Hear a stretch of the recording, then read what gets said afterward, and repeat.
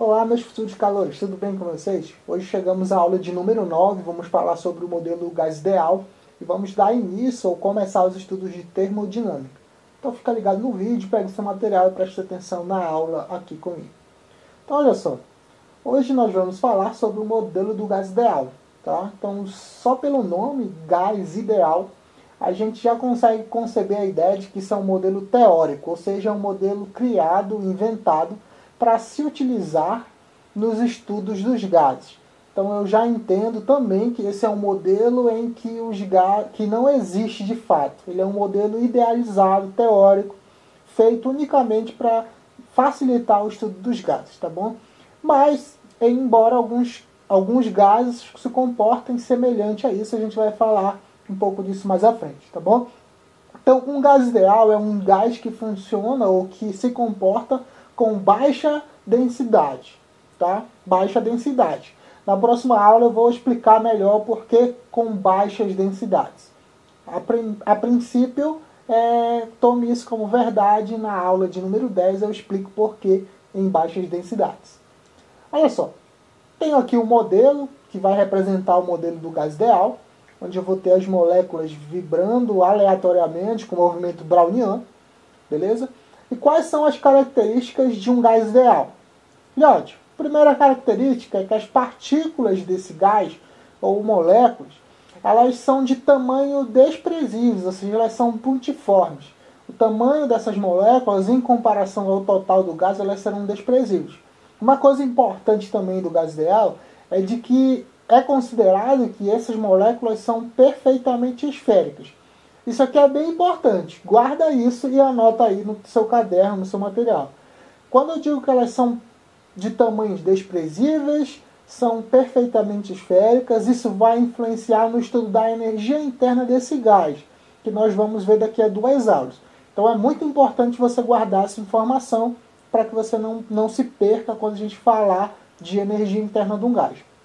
Ok? Então, característica do modelo do gás ideal é de que ele tem partículas de tamanho desprezível em comparação ao restante do gás, e de que as suas partículas são perfeitamente esféricas. Tá bom? Outra característica do gás ideal é que nós devemos desconsiderar as interações que existem entre essas partículas, entre essas moléculas, tá bom? Não, a gente não considera essa interação, a gente diz que essa interação é como se fosse nula. Lembra que no sólido, por exemplo, a interação entre as moléculas é muito forte, é por isso que existe aquela rigidez. No líquido ela já é mais ou menos, no gás ela é bem fraca, mas no modelo de gás ideal nós desconsideramos essa interação. Preste atenção que eu estou falando de interação no nível de força, entendeu? Forças moleculares e tal. Tá bom? Então a gente desconsidera esse tipo de interação. Tá bom? Então interação entre as moléculas aqui para a gente será nula, será desprezível. A terceira característica que aparece para um gás ideal é que esses átomos, as moléculas estão movimentando nesse movimento aleatório aí para todos os lados. Essas moléculas vão colidir com as paredes do recipiente que a contém ou vão colidir umas com as outras. Quando isso acontecer, quando houver colisão dessas moléculas ou partículas, essas colisões serão perfeitamente elásticas, tá bom? Perfeitamente elásticas. Ah, Ganso, eu não sei o que é uma colisão perfeitamente elástica.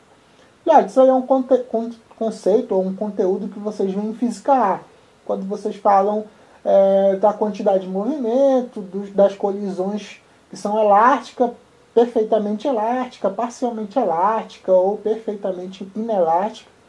Mas só para a gente relembrar, uma colisão perfeitamente elástica é uma colisão em que há uma conservação da quantidade de movimento e uma conservação da energia. Então, quando há uma colisão entre essas partículas, não há dissipação de energia, a energia vai se conservar, e que isso é muito importante também para quando a gente fala sobre a energia interna de um gás. Tá bom? Então, característica também importante de um gás ideal é que essas colisões que existem entre as moléculas e entre a parede do recipiente que contém o gás, essas colisões são perfeitamente elásticas. Há uma conservação da quantidade de movimento delas e uma conservação da energia cinética. Beleza? Fechou. Isso é o modelo de um gás ideal, mas existem também os gases reais. Lembra que o modelo ideal é um modelo teórico criado para estudar os gases. Mas existe um gás real. O que é um gás real? O gás real é o gás que não se comporta como um gás ideal, com essas características aí. Ou seja, as partículas não têm já tamanho tão desprezíveis assim, é considerado a interação entre as moléculas, entre as partículas, e as colisões que existem entre as moléculas e a parede do recipiente já não são perfeitamente elásticas, tá bom? Então, quando ela não respeita as características de um gás ideal, nós dizemos que isso é um gás real. Entretanto, todavia, talvez, o gás real ele pode se comportar como um gás ideal. Quando isso acontece, nós dizemos que isso é um gás perfeito. Quando um gás real se comporta como um gás ideal, nós chamamos esse gás de gás perfeito. Para que um gás real se comporte como um gás ideal, ele também precisa estar em baixas densidades, tá bom? Em baixas densidades. De novo, a gente vai falar disso na próxima aula. Mas para que ele atinja baixas densidades, é necessário duas características importantes. Para que um gás real se comporte com um gás ideal, é necessário que esse gás esteja a elevadas temperaturas, ou seja, com temperaturas altíssimas e baixas pressões. Tá bom? Então, para um gás real se comportar como um gás ideal, ele precisa estar com uma temperatura extremamente elevada e com uma pressão extremamente baixa. Seguindo essas características, esse gás começa a se comportar como um gás ideal. Beleza? Isso aqui é a introdução do que é um gás ideal, do gás real, que ele pode se comportar como um gás ideal. Tranquilo? Então anota essas características que são importantes no estudo do gás, porque elas servirão principalmente na próxima aula, nas próximas duas aulas, quando nós vamos falar sobre a equação de estado na aula 10 e sobre energia interna na aula 11. Beleza, filhote? Então acompanha comigo aqui. Quando a gente estuda o gás, existe o que nós chamamos de variáveis de estado. Tá bom? Vai falar, Ganso, eu não sei nem o que é estado, quanto mais o que é as variáveis. Filhote, o estado de um gás é a forma como esse gás se comporta. Tá bom? Então, quando eu falo de estado de um gás, é a forma como ele vai se comportar, como esse gás está se comportando. E as variáveis de estado são grandezas que influenciam nesse comportamento, ou seja, são grandezas que influenciam no estado do gás, tá bom? E dentre elas nós vamos falar basicamente de três, aliás 4, que a gente vai falar do número de mols, a quantidade de matéria, mas especificamente nós vamos começar falando de três variáveis de estados que são importantes para a gente. E a primeira delas é a temperatura. A temperatura, que foi a primeira grandeza que nós definimos lá na aula número 1. E lembra lá que a temperatura é a medida do grau de agitação das moléculas ou partículas. Ou seja, se a temperatura mede a agitação das moléculas, e eu estou falando de um gás, óbvio que para determinada temperatura o gás vai se comportar de uma maneira diferente. Lembra que quanto maior a temperatura, maior é a agitação das moléculas. Então, quanto menor a temperatura, menor será essa agitação. Ou seja, a temperatura é uma variável que influencia no comportamento do gás. É uma variável que influencia no estado do gás. Tá bom? Agora, filhote, presta bem atenção aqui. Uma coisa muito importante que você não pode esquecer nunca mais na sua vida. A partir de agora, acabou a brincadeira de usar a temperatura em graus Celsius. A partir de agora, todas as vezes que nós formos usar temperatura nas resoluções de problema, nós vamos utilizar a temperatura na escala absoluta, ou seja, na escala Kelvin. Filhote, não confunde, não esquece, tá bom? Temperatura nessa parte da termodinâmica, a partir de agora, é sempre em Kelvin. Nunca mais a gente vai utilizar a temperatura em Celsius. Só para a gente relembrar uma coisa que nós vimos na aula número 1, é lembrar que para eu encontrar a temperatura na escala Kelvin, eu pego o valor de temperatura na escala Celsius que eu tenho e somo mais 273 unidades. Então, se eu tiver uma temperatura em Celsius, eu pego esse valor e somo mais 273 e aí eu transformo para a escala Kelvin, que é o que nós vamos utilizar a partir de agora. Tranquilo? Então, variável de estado importante, temperatura, medida sempre em Kelvin, e aqui é a forma que a gente tem para transformar de Celsius para Kelvin. Beleza, filhote? Segunda variável de estado que também é muito importante é a pressão, tá bom? E quando eu falo de um gás, a pressão está relacionada com a força com que as moléculas ou partículas colidem com a parede. Então está aqui a parede do gás, e aqui está as moléculas que vão colidir. Essa colisão a gente viu que é uma colisão perfeitamente elástica, ou seja, a conservação da energia e da quantidade de movimento. Mas existe uma colisão aqui, existe uma aplicação de uma força que as moléculas fazem sobre a parede, beleza? Então, a gente lembra, eu creio que vocês vão ver, ou já viram isso lá em Física A com o Matheus, de que a pressão é a razão da força sobre a área. Tá? Então, a molécula vai colidir sobre a parede, exercer uma determinada força numa determinada área. Então, a pressão de um gás está relacionado com isso, com as colisões que existem entre as moléculas e a parede do recipiente. Então, a gente lembra, eu acho que vocês ainda não chegaram nessa parte em Física A, mas que como a pressão é a razão de uma força por área, né, então seria a unidade no sistema internacional é o Newton por metro quadrado, né, que seria a unidade de força, Newton, por área, que é o metro quadrado. A essa unidade de Newton por metro quadrado nós chamamos de Pascal, tá bom? Pascal, e vai ser representado pelo P maiúsculo e o A minúsculo. Outras unidades usuais que nós vamos ter aqui é o ATM, que seria a pressão atmosférica, né, que normalmente a gente utiliza de 1 atm, por exemplo, para o nível do mar. Então seria uma unidade de pressão que é muito utilizada. Mas também tem 1 milímetro de mercúrio. Tá? Também eu creio que é uma parte que vocês vão estudar essa experiência da coluna de mercúrio com o Matheus lá em hidrostática. Beleza? Então as unidades que podem aparecer aqui é o Newton por metro quadrado, que é o Pascal, ATM e milímetros de mercúrio. Então, qual é a relação que existe entre essas unidades? Bom, aparece aqui, ó, 1 ATM, que é 1 atmosfera, é igual a 1 vezes 10 à quinta Pascal, que é o Newton por metro quadrado também. Isso daí também é igual a 760 milímetros de mercúrio. Tá bom? Então, quando eu quiser utilizar transformações, quando for necessário transformar de uma unidade de pressão para outra, a gente vai usar essa relação aí. Então, anota aí no seu caderno, anota no seu material, para que quando a gente precise, você saiba fazer essa transformação. Vimos 2 variáveis de estado, vamos para a terceira, que é o volume. Tá bom? Então, ó, a gente viu temperatura, pressão e agora o volume. Bom, o volume a gente já lembra que um gás ele não tem um volume definido, tá bom? Por definição. O volume de um gás ele é definido pelo recipiente que o contém. O volume do gás em si será o volume que o recipiente está no recipiente que ele está contido. Porque um gás funciona assim. Quanto mais espaço der para ele, ele vai ocupar todo o espaço que derem para ele ocupar, tá bom? Então, para que você entenda, se eu tiver, por exemplo, uma quantidade de gás dentro de uma garrafa, se eu abrir essa garrafa, ele vai sair e vai ocupar todo o espaço aqui do local onde eu estou.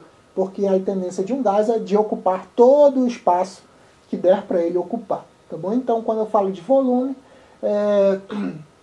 o volume de um gás ele não é definido. Quem define o volume do gás é o recipiente em que ele está contido. Então, observa que também o volume influencia no comportamento de um gás. Porque se eu tiver uma quantidade de gás e ele estiver num recipiente de um tamanho e eu colocar ele num recipiente menor, eu vou ter mais moléculas por unidade de volume. Então, eu vou ter mais moléculas num volume. Então, isso vai influenciar da forma como esse gás vai se comportar também. Tá bom? Então, o volume é uma variável que influencia no comportamento de um gás, ou seja, que influencia no estado do gás. E a gente vai utilizar algumas unidades. Lembra que no sistema internacional, a unidade de volume é o metro cúbico. Então, aqui tem as relações de algumas unidades que podem aparecer para vocês. Então, ó, 1 metro cúbico corresponde a 1000 litros, que também corresponde a 1 vezes 10 a sexta centímetros cúbicos, tá bom? Então isso aqui são valores de unidades distintas para o volume. Então anota aí também, porque pode ser preciso quando você tiver que fazer transformações de unidade para grandeza volume. Vimos 3 variáveis de estado. Agora nós vamos falar sobre uma grandeza que vocês veem lá na química, que é o chamado número de mols, tá bom? O que é o número de mols? Eu não sei se vocês já viram isso na química durante esse ano, mas eu tenho certeza que você já lembra isso aí do seu ensino fundamental, que o número de mols ele refere-se a uma determinada quantidade que o sistema contém alguma coisa. Normalmente se relaciona com grandezas elementares, por exemplo, átomos, prótons, nêutrons, elétrons e assim por diante. Basicamente, o número de mols funciona como se fosse a ideia da dúzia, né? Quando eu falo assim, eu tenho uma dúzia, por exemplo, de ovos, você já sabe que aí eu tenho 12 ovos, tá bom? Então, quando eu falo que eu tenho 1 mol de determinada substância ou elemento, eu já sei quantas unidades daquilo eu tenho, porque é assim que funciona a ideia do número de mols, tá bom? Então, como é que eu calculo o número de mols? Ele é representado pela letra N, tá? E ele é calculado fazendo a razão da massa da substância. Observa que eu estou falando substância porque normalmente isso aqui pode ser utilizado para qualquer coisa, né? Na química ou na física. Mas para a gente nós vamos estudar gases e vai utilizar essa relação aqui, tá bom? Gases. Então é a massa da substância dividido pela massa molar, tá bom? Massa dividido pela massa molar. Lembra que um mol aqui a gente falou, lembra a ideia da dúzia? Uma dúzia tem 12 ovos, por exemplo. Quando eu falo de mol, de número de mols, quando eu falo que uma determinada substância, eu tenho 1 mol de determinada substância, esse 1 mol é representado pelo número de Avogadro. Então, suponhamos, posso dizer assim, eu tenho 1 mol de átomos. Isso quer dizer que eu tenho 6,02 vezes 10 a 23 átomos. É uma determinada quantidade de algo como pode ser próton, átomos, assim por diante. Creio que você já deve ter relembrado isso daqui. Mas aqui tem um exemplo para você relembrar essa ideia. Óbvio, de novo, eu não estou utilizando o gás aqui no exemplo, mas para a gente, né, no nosso estudo, a gente vai estar sempre utilizando gases. Então, olha só, a questão diz assim, é um exemplo básico, o número de mols existente em 160 gramas de hidróxido de sódio, NaOH, aí a gente dá acomodados os valores das massas molares de cada uma dessas substâncias que compõem o hidróxido de sódio. E o primeiro passo é calcular a massa molar da substância.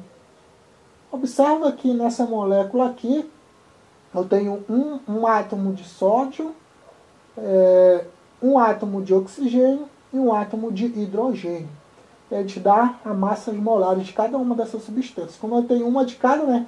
Uma vezes a de sódio, que é 23, mais uma vezes a do oxigênio, mais uma vez a do hidrogênio, que é 1. Tá? Então fica 23 mais 16 mais 1. Isso me dá uma massa molar para o hidróxido de sódio, para essa substância, de 40 gramas por mol. Tá bom? Então, cada molécula de hidróxido de sódio tem 40 gramas por mol. E aí, se você quer calcular a massa molar, você faz a relação aqui que a gente viu da massa pela massa molar. A massa lhe diz que vale 160 dessa substância e a massa molar a gente acabou de descobrir que vale 40 gramas por mol. Então, você substitui aqui, ó, massa por massa molar. 160 dividido por 40. Então eu percebo que nessa substância aí eu tenho 4 mols de hidróxido de sódio em cada molécula dela. Tá bom? Então é dessa forma que eu aplico a ideia do número de mols. Beleza? Então olha só. Agora a gente chega na equação de estado. Tá bom? O que é essa equação? Essa vai ser uma equação que vai relacionar as variáveis de estado que nós vimos agora há pouco. A gente viu temperatura, pressão, volume e número de mols, que representa a quantidade de matéria que tem do gás. Então, foi pegado essas variáveis e sintetizado numa equação que vai servir para representar, ou que eu posso dizer, encontrar, não seria, deixa eu usar uma palavra melhor, né?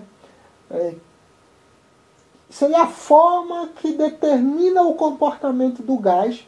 Isso foi sintetizado através de uma equação, tá bom? Acho que ficou melhor assim. Então, quando eu olho para a equação, é essa equação aqui, ó. PV é igual a nRT, tá bom? PV é igual a nRT. Tá? Então, ó, o P vai representar a pressão que a gente viu, o V vai representar o volume, o N é o número de mols que a gente acabou de ver, o R vai ser a constante universal dos gases ideais, eu vou já falar dela, e o T é a temperatura. Lembra que aqui é a temperatura absoluta do gás, ou seja, a temperatura em Kelvin. Pelo amor de Deus, quando você for utilizar essa equação, não me traga a temperatura em Celsius, ela tem que estar sempre em Kelvin. Essa equação de estado é chamada de equação de Clapeyron, ou de Clapeyron, como você queira chamar, tá bom? Ela é a equação que representa ou determina a forma que o gás vai se comportar. E nessa equação eu utilizo as variáveis de estado, que são as grandezas que influenciam no comportamento desse gás, tá bom? Então, pressão, volume, temperatura, número de mols, que representa a quantidade de matéria, determinam como esse gás vai se comportar. E aparece uma grandeza chamada R aqui, que é a chamada constante universal dos gases ideais. Filhote, se é uma constante, você não tem obrigação de saber esse valor aí. Entretanto, os valores mais utilizados é esse aqui, que está no sistema internacional. Essa constante vale 8,32 Joule por Kelvin vezes mol, no SI. Mas tem uma unidade que é muito utilizada, que é essa aqui, ó, que é quando a pressão está em ATM. Isso aqui, ó, 0,082 ATM vezes litro, dividido por mol, Kelvin vezes mol. Isso é uma unidade usual, mas que aparece muito aqui, tá bom? Dica importante.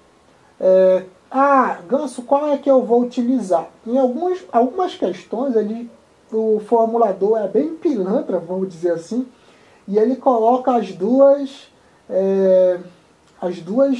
valores aqui. Ele coloca no SI e coloca nessa unidade usual, para saber se você sabe qual que deve utilizar na equação. Filhote, dica que eu vou dar, olha as unidades, olha a representação aqui, ó. Nessa daqui, eu tenho, a pressão vai estar em Pascal, tá bom? A pressão vai estar em Newton por metro quadrado, e o volume vai estar em metro cúbico, tá bom? Aqui em Kelvin vezes mol. Agora, se ele te der a pressão, por exemplo, em ATM, o volume em litros, óbvio que você vai ter que usar essa daqui, ó. Se a pressão estiver em ATM, o volume em litros, você utiliza essa. Se a pressão estiver em Pascal e o volume em metro cúbico, você utiliza essa aqui. Você tem que sempre olhar para as unidades para você utilizar a constante universal correta. Porque tem muito formulador de questão, filha de uma égua, que vai colocar as duas na mesma questão para saber se você sabe qual que tem que utilizar. Eu já vi um monte de questão assim, tá bom? Estou olhando para o time para ver se já não ficou muito grande o vídeo. Filhote, e aí tem uma lei aqui, que é a lei geral dos gases ideais, que funciona assim. Imagine que eu tenha um determinado gás no estado 1. Lembra que estado é o comportamento do gás que depende das variáveis de estado. Mas, como esse gás está no estado 1, eu posso aplicar aquela equação que a gente acabou de ver aqui, vou voltar, a equação de estado de um gás, e aplicar para esse estado 1. Tá bom? Então eu vou pegar a equação do gás. Aliás, vou voltar um pouquinho aqui, antes da gente chegar nisso aí, porque eu esqueci de falar uma coisa. Olha só, tem muita gente que lembra dessa equação aqui, que é a equação de estado, usando uma expressão que é a seguinte: puta velha não rejeita tarado, né? Puta velha não rejeita tarado. Uma forma que você tem para lembrar essa equação aí. Beleza, filhote? Mas a gente vai falar na próxima aula, a gente vai falar especificamente dessa equação e a gente relembra isso aí. Então, voltando aqui, a Lei Geral dos Gases, imagine que eu tenha um gás num estado 1. Esse estado pode ser representado através da equação de estado, para esse estado 1. Então eu vou pegar aquela equação de estado e aplicar para esse estado 1 aí. Observe, PV igual a nRT. Puta velha, não rejeita tarado. Só que eu coloquei o índice 1 aqui, ó. Pressão no estado 1, volume no estado 1, igual a N e R, que são constantes, né? E o R é uma constante. E nessa transformação que a gente vai ver aqui, o N continua igual, ou seja, não há aumento nem diminuição de matéria no gás, tá bom? E a temperatura 1. A gente supõe então que esse gás vai sofrer uma transformação. O que é uma transformação? Transformação gasosa significa que as variáveis de estado mudaram, tá bom? Se as variáveis do estado mudam, o gás muda o seu comportamento. Se eu tiver um gás, por exemplo, em que ele muda a pressão, o gás vai mudar o estado, ele vai se comportar de uma maneira diferente. Se mudar o volume, o gás também vai mudar o estado, porque ele vai começar a se comportar de uma maneira diferente. E assim por diante para as outras variáveis de estado. Não sei se você consegue compreender. Então, se mudam as variáveis de estado, muda o comportamento do gás. E nós dizemos então que ele está num estado diferente, porque ele está se comportando de maneira diferente. Então, suponhamos que isso aconteceu, que esse gás sofreu uma transformação, mudando as variáveis de estado para um estado secundário, para um estado que eu vou chamar de estado número 2. Tá bom? Quando isso acontece, nós devemos aplicar a equação de estado para esse estado 2, porque agora as variáveis de estado mudaram. Tá bom? Ou seja, agora aqui eu tenho P2V2 é igual a nRT vezes T2. Lembra? Como não houve aumento nem diminuição de matéria, o N continua o mesmo e o R é uma constante. O que eu vou fazer nesses dois casos aqui? Eu vou pegar o T que está multiplicando desse lado aqui e vou mandar para o outro lado dividindo. Passei o T dividindo. Então fica P1V1 é igual, sobre T1 é igual a NR. Do outro lado eu faço a mesma coisa, eu pego o T2 que está multiplicando e passo dividindo. E aí fica P2V2 sobre T2 é igual a NR. O que a gente consegue observar nesse caso aqui? Eu consigo observar que essa relação de PV sobre T para os dois estados são iguais. Porque ó, P1V1 sobre T1 é igual a NR, que são valores constantes. Não houve mudança no número de mols e nem mudança numa constante, porque ela é constante. Aqui eu tenho P2V2 sobre T2. Isso é igual a NR, que também é constante. Ou seja, P1V1 sobre T1 é igual a NR e P2V2 sobre T2 é igual a NR. Qual é a conclusão que eu tenho? É que essa relação de P vezes V sobre T é igual a uma constante. Não importa a transformação que ocorra, ela sempre vai ser igual a NR. Então eu posso igualar as duas relações e dizer que P1V1 sobre T1 é igual a P2V2 sobre T2. Essa relação aqui nós chamamos de Lei Geral dos Gases Ideais. Isso quer dizer o quê, pessoal? Que não importa a transformação que aconteça aí, não importa o que vai acontecer com as variáveis de estado, mas que essa relação ela é sempre constante, ela é sempre igual.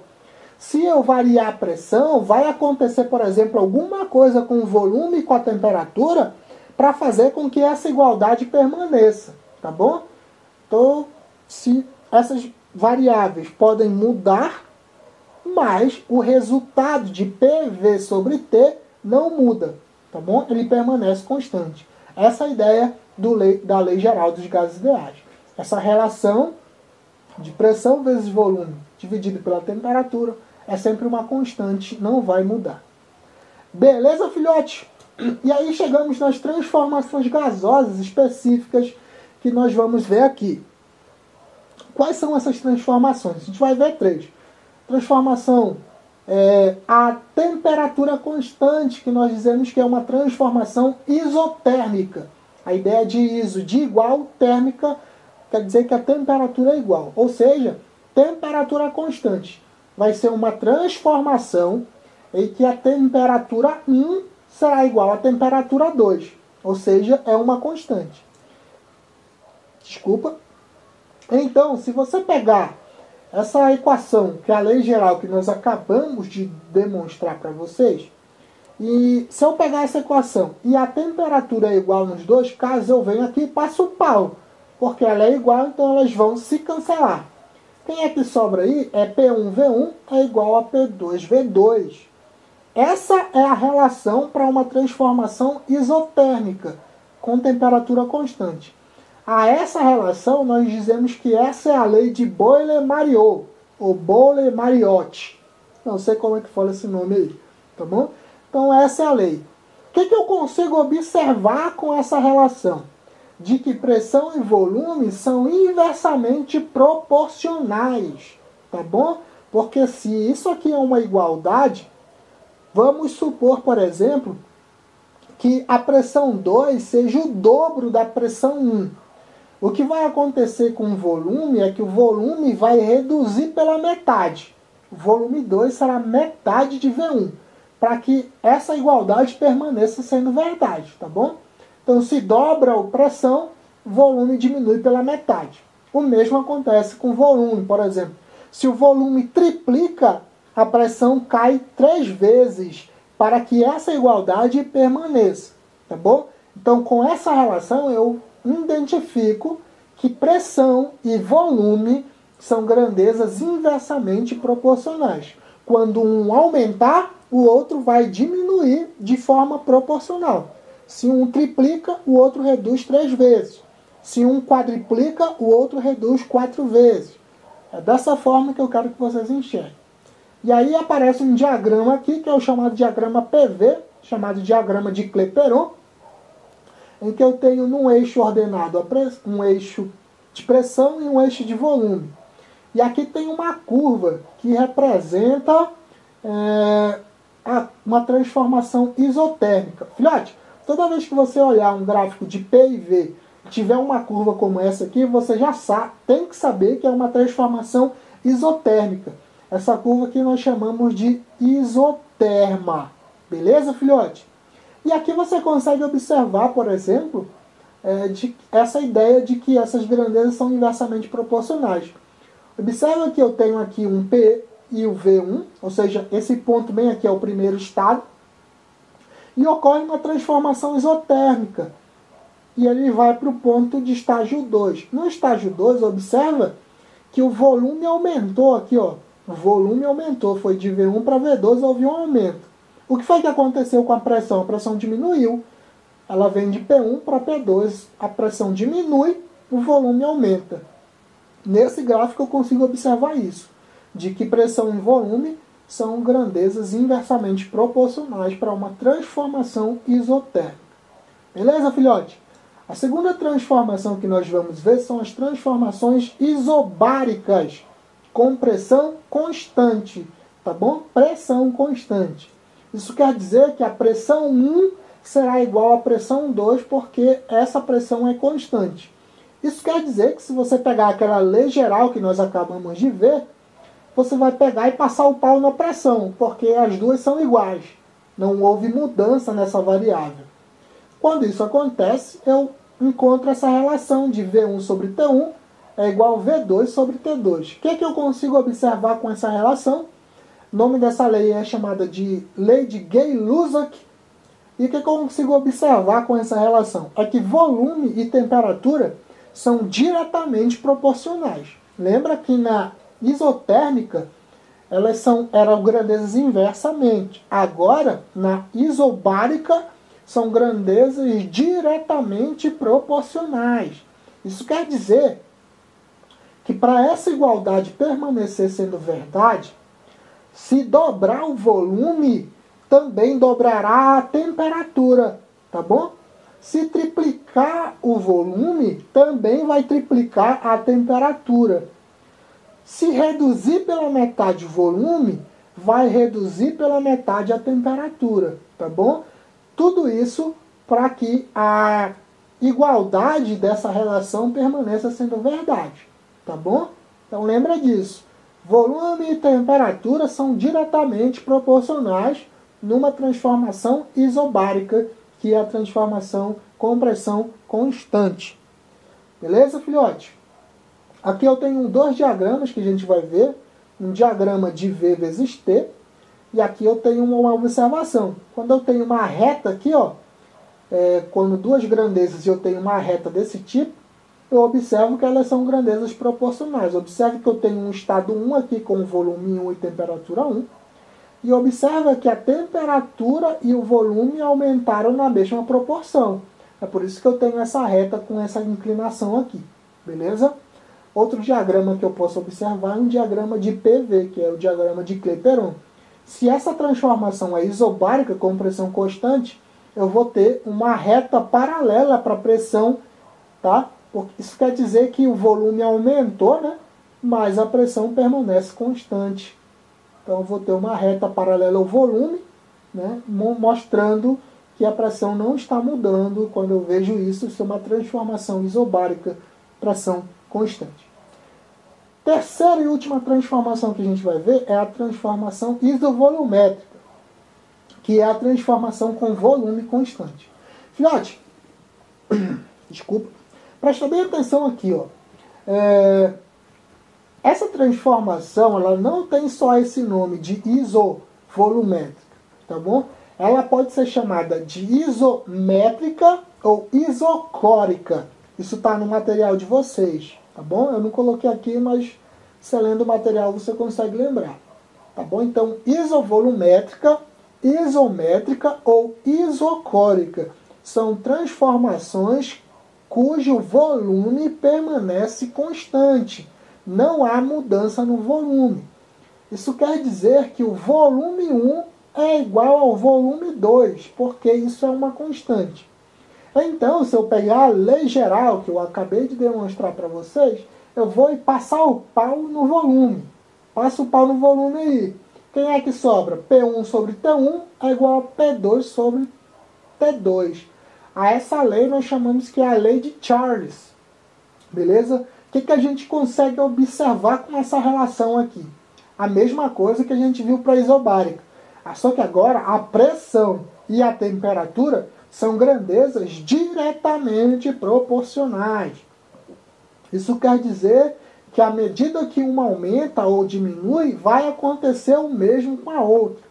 Exemplo, pressão aumentou 5 vezes, temperatura vai aumentar 5 vezes. Pressão aumentou 10 vezes, temperatura vai aumentar 10 vezes. Pressão diminuiu pela metade, temperatura vai diminuir pela metade, tá bom? Sempre nessa proporção, porque são grandezas diretamente proporcionais. O que acontece com uma vai acontecer com outra. Beleza, filhão? E aí aparecem os diagramas de P vezes T e PV. Se eu tiver um diagrama de pressão e temperatura para uma transformação isovolumétrica, eu vou ter isso daqui. Ó.